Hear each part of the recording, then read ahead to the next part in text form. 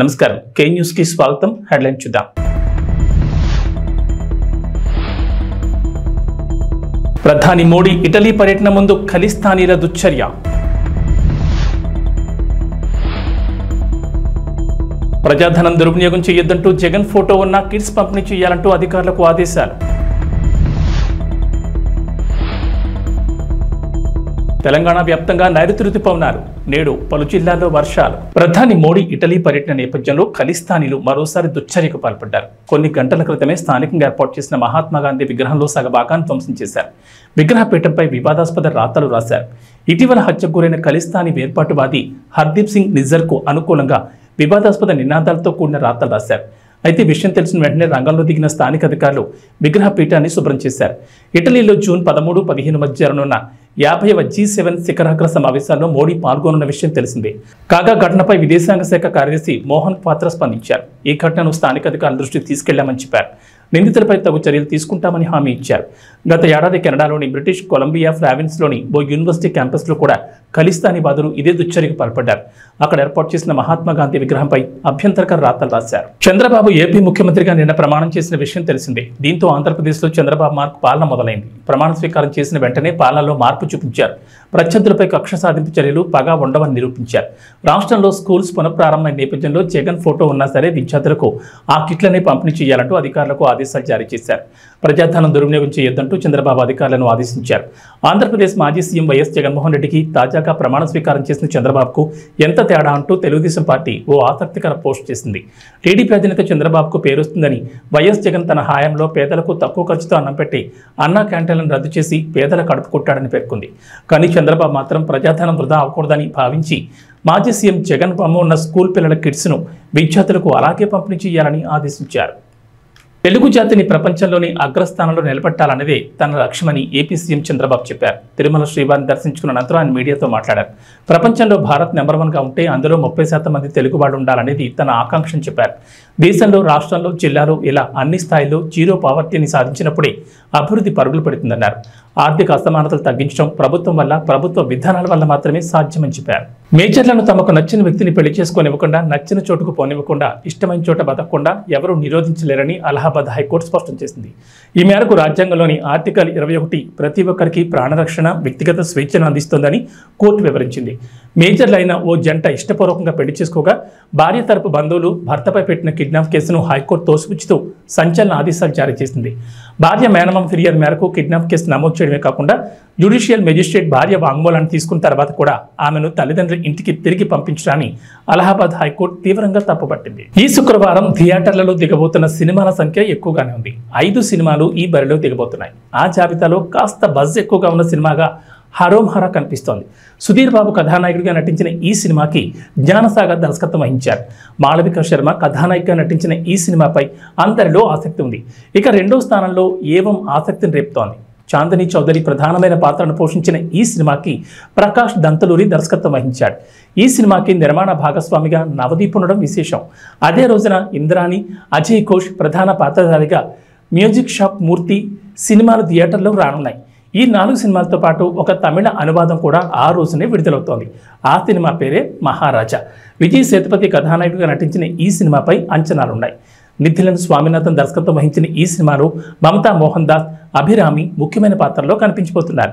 ఈ 5 సినిమాల్లో ఏది ఎక్కువగా ఆకట్టుకుంటుందనేది వేచి చూడాలి. మరి వైసీపీ నేత విజయసాయిరెడ్డిపై టీడీపీ నేత బుద్ధా వెంకన్న ఫైర్ అయ్యారు. వైసీపీలో మంత్రులు, ఎమ్మెల్యేలు బూతులు తిరిగితే జగన్ విజయసాయిరెడ్డి కనిపించలేదని ప్రశ్నించారు. కొడాలి నాని, వంశీ అనే పిల్లల తాటాకు చెప్పులకు మీరు మురిసిపోయారని ఆగ్రహం వ్యక్తం చేశారు. ఈ సందర్భంగా గురువారం ఆయన విజయవాడలో మీడియాతో మాట్లాడుతూ నారా లోకేష్ నిర్వహించిన జూమ్ మీటింగ్లోకి వాళ్ళు వస్తే తప్పని ఎందుకు చెప్పలేదన్నారు. దాడులు చేయొద్దని మా నాయకులు ముందే చెప్పారన్నారు. ఎక్కడో ఏదో ఘటన జరిగితే విజయసాయిరెడ్డి రాద్ధాంతం చేస్తున్నారని మండిపడ్డారు.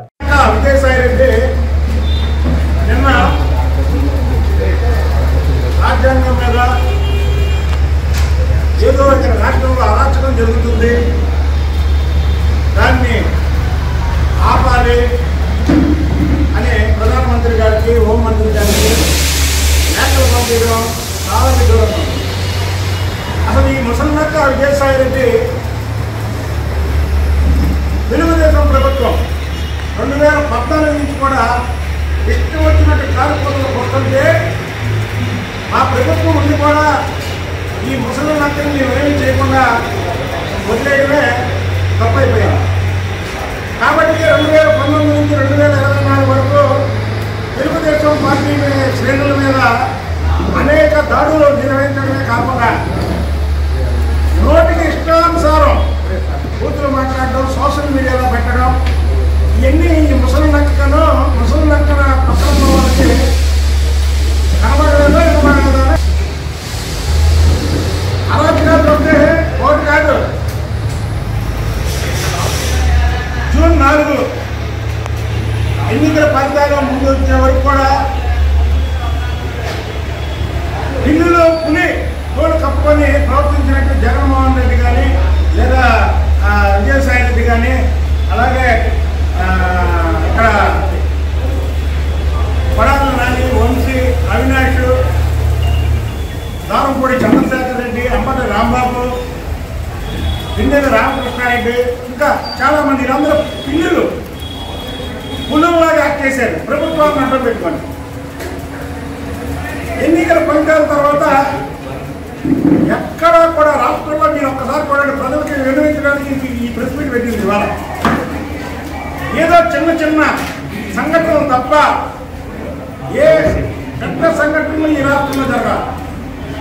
ఇంకా తెలుగుదేశం పార్టీ నాయకుడినే కర్నూలులో చంపేశారు. ఏది మా ప్రభుత్వం వచ్చిన తర్వాత. మా ప్రభుత్వం వచ్చిన తర్వాత ఏదైనా చిన్న సంఘటనలు జరిగినా వాళ్ళని కేసులు పెట్టారు.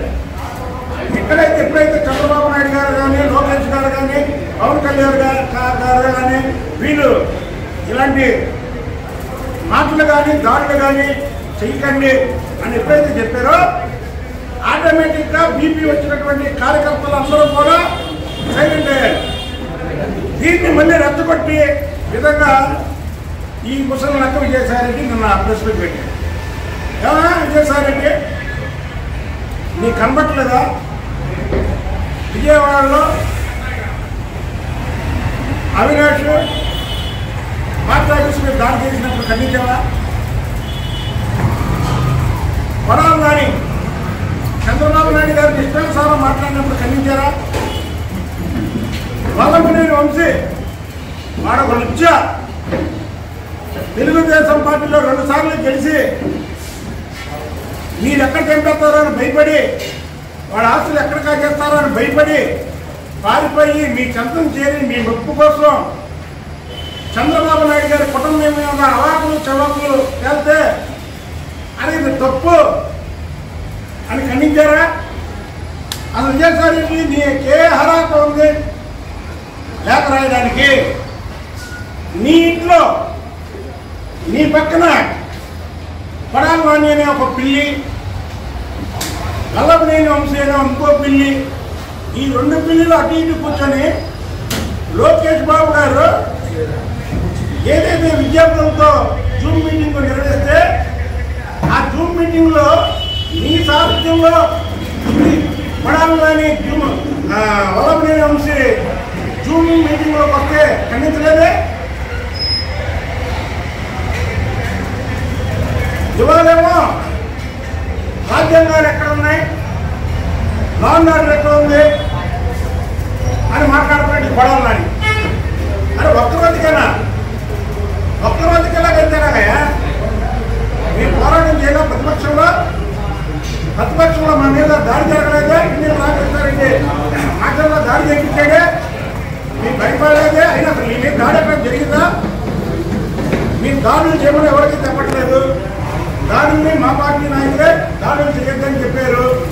ఈ రాష్ట్రంలో ఏదో అయిపోతుందని కేంద్రంలో చూపించడం కోసం ఈ ముసలి నక్క విజయసాయిని పక్కన ఒక 2-3 ఎంపీలు చోటా మోటా ఎంపీలు వేసుకొని రాష్ట్రంలో ఏదో జరిగిపోతుందని రాష్ట్రానికి చూపించడం కోసం ఒక ప్రెస్ మీట్ పెట్టేటన్నా. చెప్పండి, ఫలానా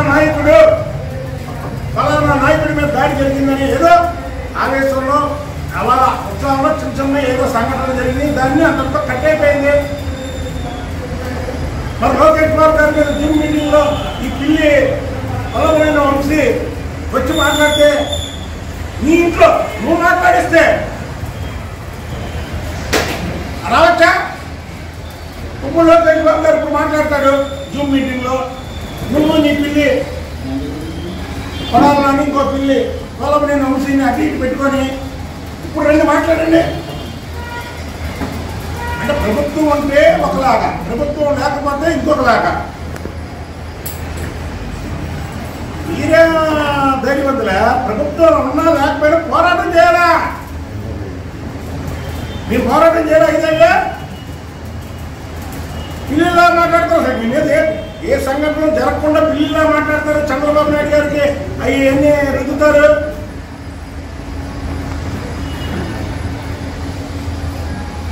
విజయసాయిరెడ్డి అనే వ్యక్తి ఒక లుచ్చా ఉత్తరాంధ్ర అంతా దోచేశాడు. ఇప్పుడు నేను చేసిన కబ్జాలన్నీ కూడా బయట పెడతాం. మేము చట్టం ప్రకారమే వెళ్తాం, చట్టం ప్రకారమే యాక్షన్ తీసుకుంటాం. అదే చంద్రబాబు గారు కానీ, పవన్ కళ్యాణ్ గారు కానీ, నారా లోకేష్ బాబు గారు కానీ కనుసైగ చేస్తే వీళ్ళందరూ ఉండగలరా? ఇవాళ ఈ రాష్ట్రంలో కాదు, ఈ భూమి మీద ఉండగలరా? సిద్ధాంతం కాదు, దెబ్బలు దెబ్బలు సిద్ధాంతం కాదాలే. కాబట్టి ఓర్పుతో ఉన్నారు అందరూ. దాన్ని నువ్వు ఢిల్లీలో అర్చనలో ప్రెస్ మీట్ పెట్టి ఏదో జరిగిపోతుంది రాష్ట్రంలో అని చెప్తారండి. ఏం జరుగుతుంది, ఏం జరిగింది చెప్పండి. నిన్న ఒక పక్క చంద్రబాబు నాయుడు గారి ప్రమాణ స్వీకారం భారతదేశంలో ఏ ముఖ్యమంత్రికి జరగనంత ఘనంగా జరిగింది. దాన్ని పక్కదారి పెట్టడం కోసం మీరు నిన్న ప్రెస్ మీట్ పెట్టారు. జగన్మోహన్ రెడ్డి కూడా ప్రమాణ స్వీకారం చేశాడు ఈ రాష్ట్రంలో ముఖ్యమంత్రిగా. అలా ప్రజలందరూ బంధుపడదారు ప్రమాణ స్వీకారం చేస్తానని టీవీ రాసేసారు. రాష్ట్రంలో ఎక్కడ చూసినా ఎల్ఈడీలు ఉదయం 8 గంటల నుంచి విజయవాడ అంతా స్తంభించిపోయింది. టీవీల ముందు ఇళ్లలో మనుషులు అంటే ఒక మహానాయకుడు ప్రమాణ స్వీకారం చేస్తే ఎలా ఉంటుందో ప్రజలు చూశారు కదా. ఆ టైంలో మీరు అక్కడ ప్రెస్ మీట్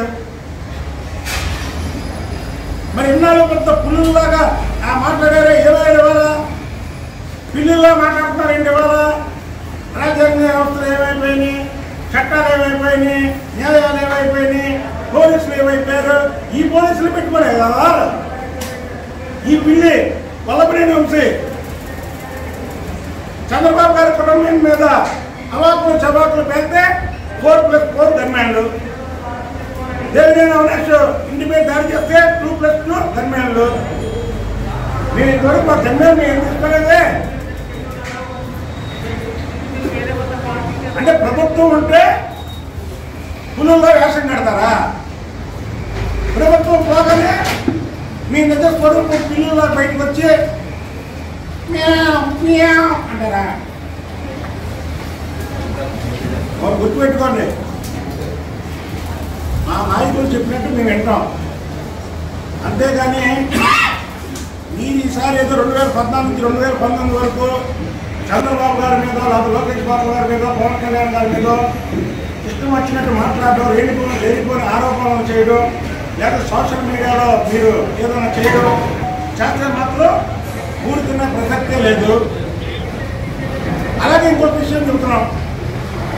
వల్లభనేని వంశీ అనే వాడు మాత్రం వాడు మాట్లాడకూడనే మాట మాట్లాడాడు.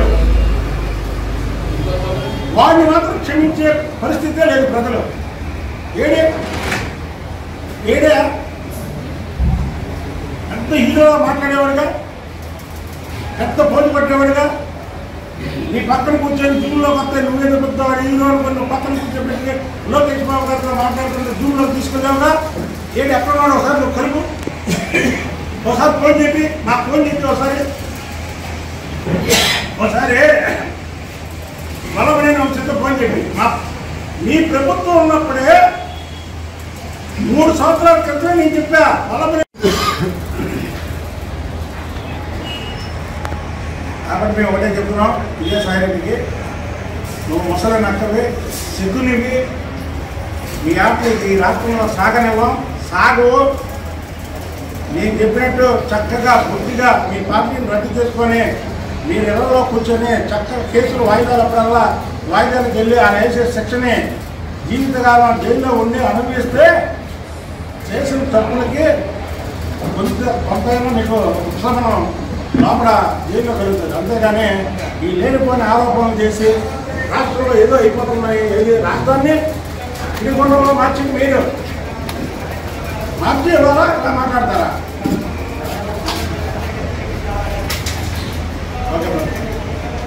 ఏపీ సీఎం చంద్రబాబు కుటుంబ సమేతంగా తిరుమల వెంకటేశ్వర స్వామిని దర్శించుకున్నారు. ఆయనకు ఆలయ అర్చకులు ఘన స్వాగతం పలికారు.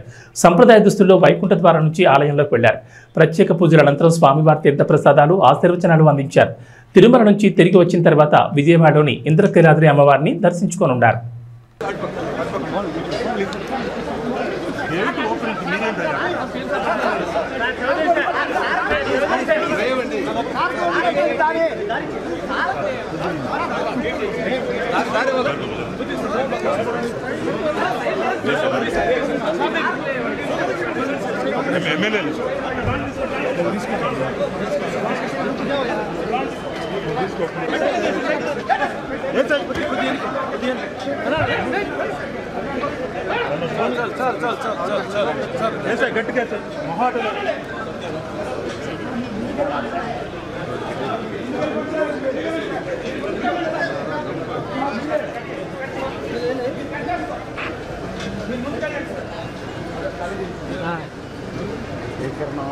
కిందకే ఉంది నాదే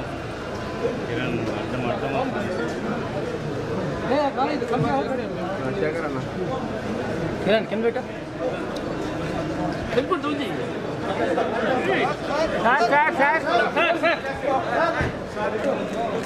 మేడం సార్ జూమ్ చేస్తారు.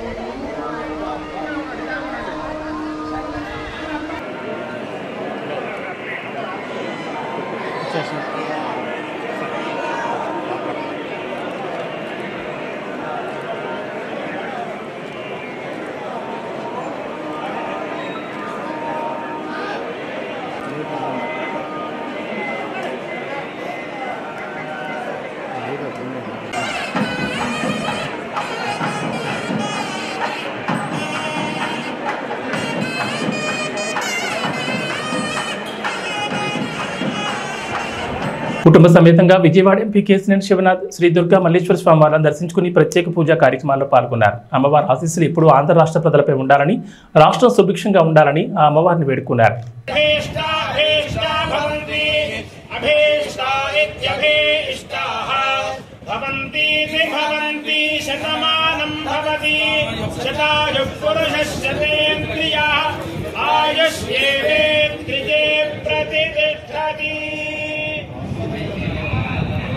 महाकाली महालक्ष्मी महासरस्वती स्वरूप कनकदुर्गा महापरदेवता अनुग्रह प्रसाद फल सिद्धिरस्तु समस्त सन्मंगलानि भवन्तु. जनक बेटा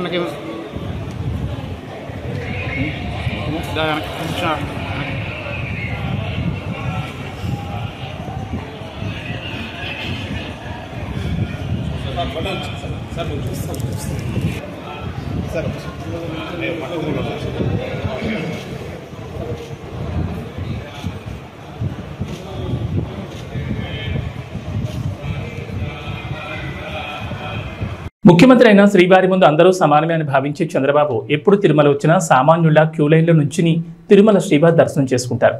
ఈసారి కూడా ఆ ఆనవాయితీ కొనసాగించారు.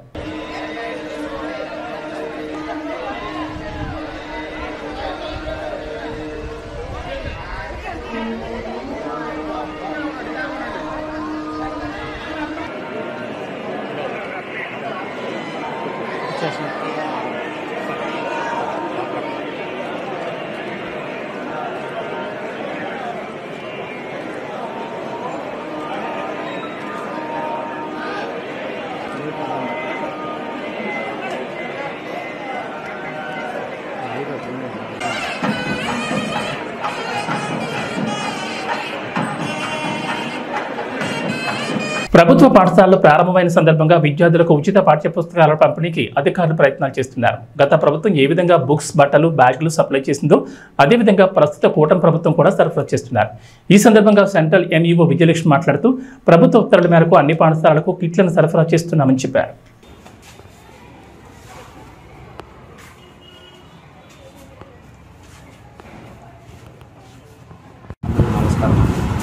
సమగ్ర శిక్ష అభియాన్లో పనిచేస్తూ ఉన్నాము. గత ప్రభుత్వం ప్రవేశపెట్టిన ఏవైతే shoes, text books, note books లాంటి పిల్లలకి ఇచ్చి విద్యాకారుల పేరుతో గత ప్రభుత్వం తీసుకున్న నిర్ణయాన్ని ఇప్పుడు వచ్చిన ప్రభుత్వం కూడా ఏ మార్పులు చెప్పి లేకుండా అమలు చేయడం జరుగుతూ ఉంది.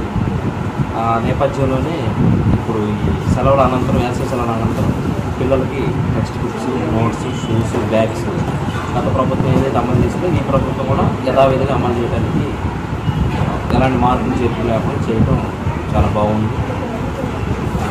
పిల్లలు సంతోషకరంగా ఉన్నారు. వీళ్ళు ఎక్స్ యథావిధిగా పాత ప్రభుత్వం ఎలా కొనసాగినా ఈ ప్రభుత్వం కూడా యథావిధిగా కొనసాగించడానికి ఆమోదయోగ్యంగా నిన్న ముఖ్యమంత్రి గారు కూడా తెలియజేశారు. అందరికీ నమస్కారం అండి. నా పేరు టి విజయలక్ష్మి. నేను ఈస్ట్ మండలంలో ఎంఈఓ 2గా పనిచేస్తున్నాను. గవర్నమెంట్ ఆదేశానుసారం స్టూడెంట్స్ కిట్ అనేది నిన్నటి నుండి అంటే 12వ తారీఖు నుండి కూడా మండల్ పాయింట్ నుండి స్కూల్ పాయింట్కి సరఫరా చేయడం జరుగుతుంది. 2 రోజుల్లో ప్రతి ఒక్క స్కూల్కి కూడా మా మండల్ పాయింట్ నుండి ఈ విద్యా కిట్లు సరఫరా చేయడం జరుగుతుంది. అంతేకాకుండా ప్రతి స్టూడెంట్కి కూడా ఈ స్టూడెంట్ కిట్ అనేది తప్పకుండా అందజేస్తామని ఈ విధంగా ఇందు మూలంగా తెలియజేస్తున్నాను. ధన్యవాదాలు. మీరు మాట్లాడతారు ఏమైంది? నేను మాట్లాడాను. అందరికీ నమస్కారం అండి. మేము విజయవాడ ఈస్ట్ మండలంలో సిఆర్పీగా పనిచేస్తామండి. మాకు గవర్నమెంట్ ఇచ్చినటువంటి ఆదేశాల ప్రకారం నిన్నటి నుంచి 12/6/2024 నుంచి మండల్ పాయింట్ నుంచి స్కూల్ పాయింట్ వరకు కూడా ప్రతి ఒక్క కిట్ని కూడా స్టూడెంట్ కిట్ని డిస్ట్రిబ్యూట్ చేయడం జరుగుతుందండి. ఈ 2 రోజులు మొత్తం కూడా స్టూడెంట్కి అందే విధంగా సరఫరా చేయడం జరుగుతుందండి అని తెలియజేస్తామండి. Thank you. T20 world cup 2024లో భాగంగా బుధవారం జరిగిన మ్యాచ్లో అమెరికాపై గెలుపుతో భారత్ సూపర్ 8 దశలోకి అడుగుపెట్టింది. న్యూయార్క్లోని Nassau county international cricket stadium వేదికగా జరిగిన ఈ మ్యాచ్లో 7 వికెట్ల తేడాతో గెలిచి గ్రాండ్గా నాకౌట్ దశలో స్థానం ఖరారు చేసుకుంది. గ్రూప్ ఏలో మరో మ్యాచ్ మిగిలి ఉండగానే 6 పాయింట్లతో సూపర్ 8కు అర్హత సాధించింది. అయితే భారత్ గెలుపుతో దాయాద్ దేశం పాకిస్తాన్ సూపర్ 8 సమీకరణాలు ఆసక్తికరంగా మారాయి. పాకిస్తాన్ కూడా నాకౌట్ దశకు క్వాలిఫై కావాలంటే ఈ నెల 14న జరగనున్న అమెరికా ఐర్లాండ్ మ్యాచ్ ఫలితం కీలకం కానుంది. ఐర్లాండ్పై మ్యాచ్లో అమెరికా ఓడిపోయి ఐర్లాండ్పై పాకిస్తాన్ గెలిస్తే 4 పాయింట్లతో దాయాద్ దేశం సూపర్ 8లోకి ప్రవేశించే అవకాశం ఉంటుంది. ఇరు జట్లకు సమానమైన పాయింట్లు ఉంటాయి కాబట్టి నెట్ రన్ రేట్ కూడా కీలకమవుతుంది. ఒకవేళ ఐర్లాండ్పై అమెరికా గెలిస్తే 6 పాయింట్లతో తదుపరి దశలోకి ఎంటర్ అవుతుంది. ఈ సమీకరణలో పాక్ టోర్నీ నుంచి నిష్క్రమించాల్సి ఉంటుంది. ఇక వాతావరణ విషయానికి వస్తే తెలంగాణ వ్యాప్తంగా నైరుతి రుతుపవనాలు విస్తరించాయి. దీంతో రాష్ట్ర వ్యాప్తంగా విస్తారంగా వర్షాలు కురుస్తున్నాయి. నైరుతి రుతుపవనాల ప్రభావంతో నేడు పలు జిల్లాల్లో ఓ మోస్తరు నుంచి భారీ వర్షాలు కురిసే ఛాన్స్ ఉందని హైదరాబాద్ వాతావరణ శాఖ అధికారులు తెలిపారు. కొన్ని చోట్ల మాత్రం జల్లులు పడతాయన్నారు. గంటకు 30 నుంచి 40 కిలోమీటర్ల వేగంతో ఈదురుగాలు కూడా వీస్తాయన్నారు. కింది స్థాయి గాలులు పశ్చిమ వాయు దిశల నుంచి రాష్ట్రం వైపుకు వీస్తున్నాయని చెప్పారు. ప్రజలు అప్రమత్తంగా ఉండాలని సూచించారు. నేడు కరీంనగర్, జయశంకర్, భూపాలపల్లి, ములుగు, భద్రాద్రి కొత్తగూడెం, నిజామాబాద్, రాజన్న సిరిసిల్ల, మహబూబాబాద్, వరంగల్, రంగారెడ్డి, మేడ్చల్, మల్కాజ్గిరి, వికారాబాద్, సంగారెడ్డి, మెదక్, కామారెడ్డి, హనుమకొండ, సిద్దిపేట జిల్లాలో భారీ వర్షాలు కురుస్తాయని చెప్పారు. ఈ మేరకు ఆయా జిల్లాలకు ఎల్లో అలర్ట్ జారీ చేశారు. ఉమ్మడి ఆదిలాబాద్, మహబూబ్ నగర్, రంగారెడ్డి, వరంగల్, ఖమ్మం జిల్లాలో ఈదురుగాలతో కూడిన తేలికపాటి వర్షాలు కురుస్తాయని చెప్పారు. ఏబీ బులెటిన్ విశేషాలు. నమస్కారం.